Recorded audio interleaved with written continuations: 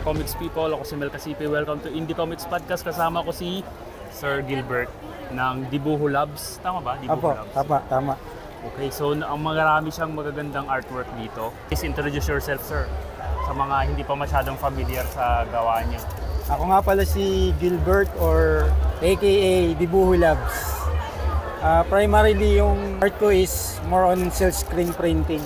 So, kailan kayo sir, nagsimulang mag silk screen printing? Actually matagal na eh. Siguro mga 10 years ago pa. 10 years ago? Oo.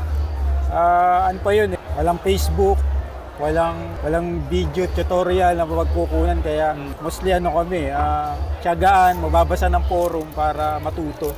So, self-study ka, sir? Self-study. Kasi ako, nung college, tinuruan kami ng teacher naming silk screen. Pero t-shirt kami, hindi print na, yung ganitong art print. Sino yung mga, sir, yung mga nagturo sa'yo? Basta, lang, sa online, gano'n? Actually, wala. Ang resources ko lang nun is forum. BBS forum, mga gano'n. So, walang mga tutorials, mga gano'n. Kaya... Wala pang YouTube nun? Mga anong taon yan, sir? 10 years, way back. 1990s? Di naman. 2000s, gano'n? 2008, mga gano'n. Nung time na yon may internet na pero wala pang mga Facebook masyado eh. Wala pa, hindi pa boom masyado, kaya forum lang. Forum. May Facebook na siguro pero hindi pa gaano kan. Oo. Ang sikat nun mga Mafia Wars, Farmville, yun ang ginagawa. Yun ang ginagawa sa Facebook noon. So puro kailan ka sir simulang mag-print na yung pang-ganito, pang-papel na? Hindi, naisip ko kasi na pumasok na yung Comic-It, mga ganong Comic-Con. So, naisip ko kung ano yung magandang i-offer ko na nasakto din dun sa abilidad ko. So, silk screen printing. Ngayon, yun nga yung art print na tinatawag. Yun nga, marami nagbebenta ng print, pero yung digital print. Yung ganito talaga, ito yung OG na printing talaga. Traditional siya. So yun yung naisip ko kung ano yung may offer ko na. Pero actually sa US, boom na boom siya eh. Yung magandang art market. Print, dito may gumagawa din eh, pero kukunti lang, hindi ganoon kasikat. Sa US kasi, nauso din yung Mondo, mga ganon, Mondo, ano pa ba, Nautilus, mga ganon. Bali mga gumagawa sila ng mga alternative movie posters. Bali may lalabas na pelikula, gagawa nila ng sariling poster na version nila, which is silk screen. Silk screen. Ngayon, hindi nila pinapansin yung mga theatrical poster. Ang kinokolekta ng mga collectors is yung galing print, sa print. Mga artist. Bali nag-license lang sila. So yung artist ang tumisikat, nagkakaroon ng trabaho. Ayos So, okay lang yun sa mga gumagawa ng pelikula? Kasi license eh. License? License sila eh. May paalam pala. May paalam may Avengers na lalabas. Yun. Binibili nila? Kumbaga, may license sila na gumawa ng alternative movie poster. Which is collectible siya. Numbered, sobrang limited edition. Pag lumabas siya sa online, baka mga 3 minuto lang ubos na yung print. Kasi bilang siya, limited copies. Ikaw ba sir, gumagawa ka rin ng gano'n, yung mga limited copies na movie posters din o hindi pa? Dati gumagawa ako ng movie posters pero online siya. Nilalabang ko sa contest, mga gano'n. May contest din ng mga design ng print? Mga movie posters. Like yung Poster Spy. Sa Pilipinas yun sir? Hindi, sa US eh. Sumali ako sa Poster Spy, mga gano'n. Bali sila yung, pag napili ka, pwede ka nila i-recruit na para maging poster designer nila. Kamusta naman yung contest sir? Medyo matindi kalaban eh. Tsaka ako yung mga panahon na nag-improve pa lang yung skills ko. Kumbaga, hinahanap ko pa yung sarili kong style, gano'n. Pero maganda yun kasi napapractice ka eh. Tapos nakikita mo kung paano ka pa mag-improve.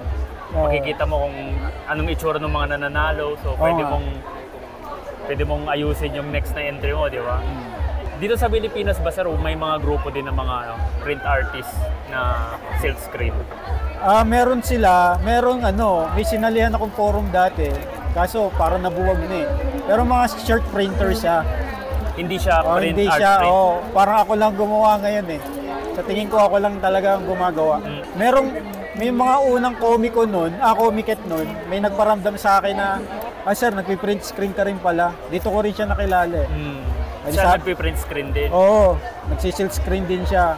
Sa papel nga din. Kaso hindi niya makuha yung ganyan ko na technique na sobrang pino. Ang ano nga, ang galing nga kasi ang tutulis ng mga linya. So yun sir, kaya sabi ko, sige sir, para dalawa na tayo. Sabi ko, para hindi lang ako, baga, magandang art yan eh. Yung Kaya alam mahirap, pero ano siya parang lalo ngayon na ano. You're the artist here? He's the artist. Silk screen prints. Silk screen. And they are numbered prints, so it's collectible. Okay. yes. So yun nga sir, sabi ko, kaso hindi ko na siya nakita eh. Hindi ko na rin siya nakikita ng nag-e-event eh. Di bali, kung nanonood siya, connect tayo. Oo nga. Nagsisilk screen din ako, pero tagal ko nang hindi ginawa. College pa ako noon eh. Ang ginawa namin, mga t-shirt nga. Ikaw ba, alam ko nakikita ko nagti-t-shirt ka din eh. Pero ano din yan, silk screen din. Oo. T-shirt talaga ako noon. T-shirt lang talaga ako. Ang ginawa ko, nag-ship nga ako sa papel. Kasi nakita ko yung pwede pala. Oo. Kasi marami akong experiment na nagawa bago ko nakuha yung talagang ganyan. Oo, galing nga eh.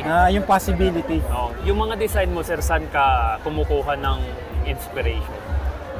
Mostly minsan sa Asian culture.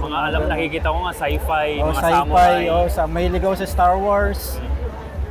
Comics, mga gano'n. Sa comics din, mahilig talaga ako sa comics. Anong comics yung sir, kinokollect? Marvel and DC. Marvel, DC. Pero mostly yung kinokollect ako na ngayon, yung mga sketch covers. So nagpapa-sketch ka sa mga artist? Hindi, ako mismo gumagawa. Tapos binibenta mo din? Binibenta ko. Kasi may naging kliyente ako sa US eh. Oh. Thank you, sir. No, thank you, sir. Nung mga nung mga nag-iisip pa ako kung anong gagawin ko. Malaki din ang kita dyan sa blank cover. Lalo na kapag marami ka nang ginawa. Magtatanungan yung mga yan sa mo pinagawa, tapos mamaya marami nang... So, ngayon, may kipagawa sa akin. Pero actually, ang una kong ginawa, sumali ako sa group, sa mga sketch covers, mga gano'n. Nagano ako ng mga tawag dito. Nahanap ko, inasagot. Basta, okay, benta. Bili ako ng artsy. So, ayun, kailan ka nagsimula sa mga ganitong convention? Comic-Con, Comic-Con? Actually, matagal na eh. Nagsimula ako sa Toy-Con talaga eh. Toy-Con? Pero binibenta ko t-shirt. Pili ka lang dyan, sir. So, mga t-shirt, stickers? T-shirts lang sa Toy-Con hanggang sa Musta naman sa Toy-Con? Malakas? Sa Toy-Con noon, malakas ang merchandise na t-shirt. Pero mga fan art or hindi naman, mga original bumibenta din. May fan art, nagsimula ako sa fan art. Tapos nag-ship ako dun sa mga original ko. Bumenta naman. Anong mas prefer mo, sir? Fan art or original art? Mas ako sa original art eh. Kasi tulad ngayon, dito sa Comic-Con, mas pinapabura nila yung mga original eh. Magpapan art ako pag talagang trip ko yung character. Halimbawa, itong Star Wars, Mandalorian, Sandman. Pero si Star Wars malakas, Ano siya? Stricto siya sa nila. Disney kasi. Kaya yun. Kaya ang ginagawa ko, hindi ko naman siya binebenta internationally. Dito lang. Noon, minsan na nasisis and disis ako eh. Noon mga una kong attempt. Pero sa online yun. Pag dito lang sa local, wala naman wala naman hapon. Tsaka fan art may gray area eh. Oo nga. Lalo na kung yung ganito, binago mo naman talaga ng sarili tsura, mong style eh. So, Nag-ano ka ba, sir? Kung halimbawa may gustong magpaturo sa'yo, nag-offer ka ng mga workshop, gano'n, or hindi pa? Kung hindi pa naman sa ngayon. Pero mostly, yun na yung susunod kong plano eh, yung magturo na eh. Kumbaga, share ko na yung... share naman ako, pag may nagtatanong. Pero mostly din sa mga may experience na so yun yung mostly yung may nagtatanong na hindi makuha yung ganito, ano ba yung gagawin ko? Binibigyan mo ng tips. May tama bang anggulo, may tama bang timpla dito para... Ano bang klaseng ink or paint ang ginagamit mo? Kasi sa t-shirt, textile paint, di ba? Yung ginagamit. Ganun din. Textile din. Textile din. So, gusto kong balikan yung yung pagiging pagtatrad kasi ngayon nauuso na yung AI. Oo nga eh. Mas malaking bagay na makapag-produce ng yung talagang gawang kamay. Oo nga eh. Yun yung yung pa lang naman na predict ko na nung una pa na Kasi ayun, nagkaroon nga ng NFT, tapos nag-flop yung NFT. Wala nang nakakakilala nito. Nagsimula ako CS3. CS ako Photoshop ako 5. 4 and 5. Itong mga design mo sa papel, pen and paper, walang digital dito. May digital yan halos eh. Tapos traditional ang output. Okay. Yun nga. Digital Galing. lahat. Oo. Tapos numbered talaga yung ano. So after, halimbawa, ano ba yung maximum na piniprint mo? 50? Ganon? Maximum niya 100. After nun, wala na. Hindi na ako mapiprint ulit. Anong gagawin mo? Yung iba kasi sinisira yung yung parang pattern niya para wala Actually, na talaga yung 100 na yun for prints lang eh. Oh. Art print lang. Pero pwede ako mag-produce sa t-shirt. T-shirt. Pero hindi na ako bebenta ng prints. Talagang yun, talagang strictly limited talaga. Limited lang talaga siya. May mga iniidolo ka bang mga sir, mga print artist din na katulad ng ginagawa mo? Si pangalan nito. Nakalimutan ko na yung mga... Sa US yan? Or sa US sa US. May pinapalo ako sang Russian eh.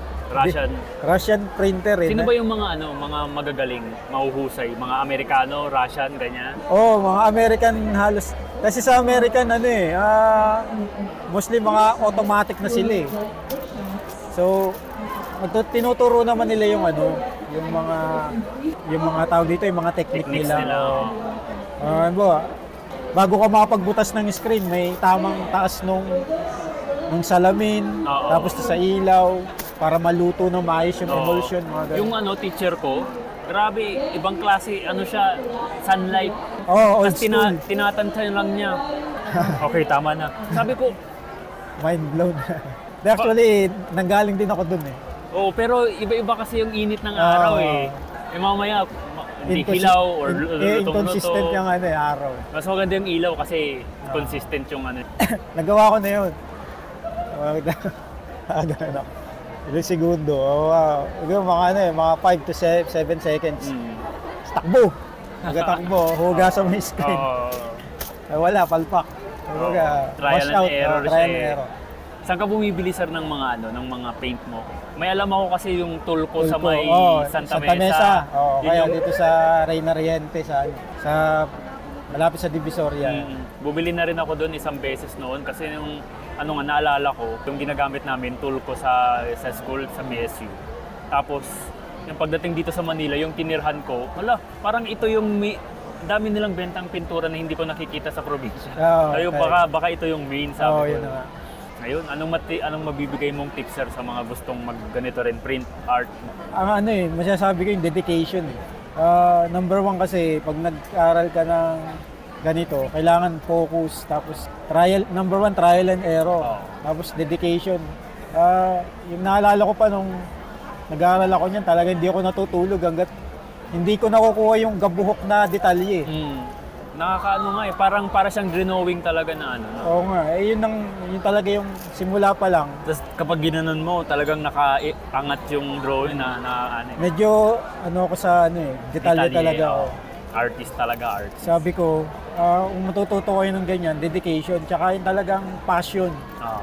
Gusto mo, kasi nagsimula yan nung nagpagawa yung pinsan ko, meron kaming piyesta doon na basaan sa probinsya. Saan probinsya mo sir? Paite, Laguna. May mga buti hindi ka nag-uukit. Nag-uukit ako dati. Ganun ka, manlililok ka din pala eh. Iba na nga yung nilililo ko. Friends lang.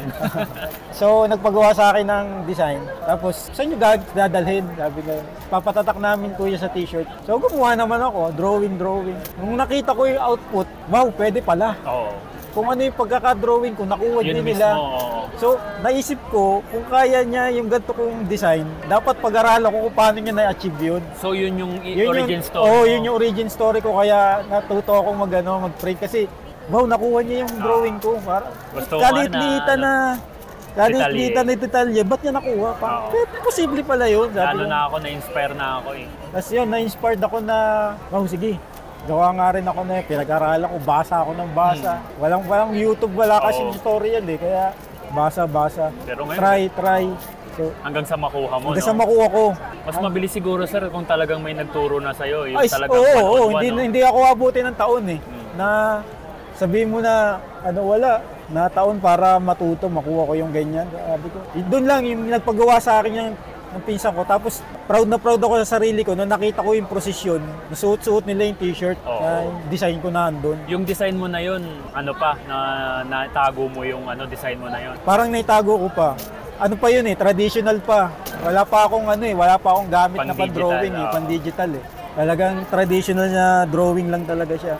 Tapos tinrace ko sa tawag doon, pinalaki ko, pinaserox ko yung palaki tapos para yung saktong laki ng t-shirt. Tapos tinrace ko sa parchment paper pa para yung ink. Parchment, hindi sa tracing paper?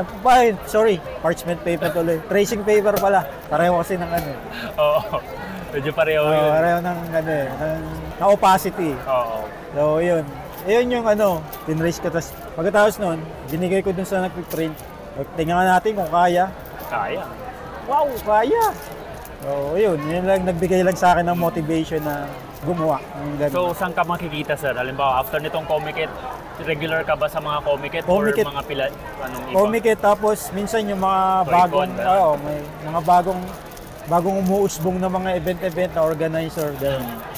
May mga collector ka na ba, sir? Yung every time na may appearance yes, ka, may bago ka ba ngayon? Meron.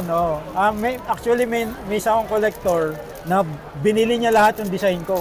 Yung nakalatag sa mesa, isa-isa. Lahat. Tapos, every time na may bago akong... Inaabangan niya? Pupunta siya, inaabangan niya. Tapos, natawa siya nung nagkaroon na ako nung limit, tapos may... Magiging valuable yung kanila May na siya, may certificate of authenticity. Inaabangan ba nila yung number 1 palagi? Inaabangan nila Yung yung sa lahat ng mga design mo, na yan, nabenta na lahat ng design mo naman bumibenta yung or may mga design na hindi masyadong pinapansin? May mga design na lang, na hanggang wow lang. Wow, pero hindi hindi siya may bibili. So may mga number 1 pa rin hanggang ngayon? Hindi, wala naman. Wala na number 1. Ang nasa akin yung zero.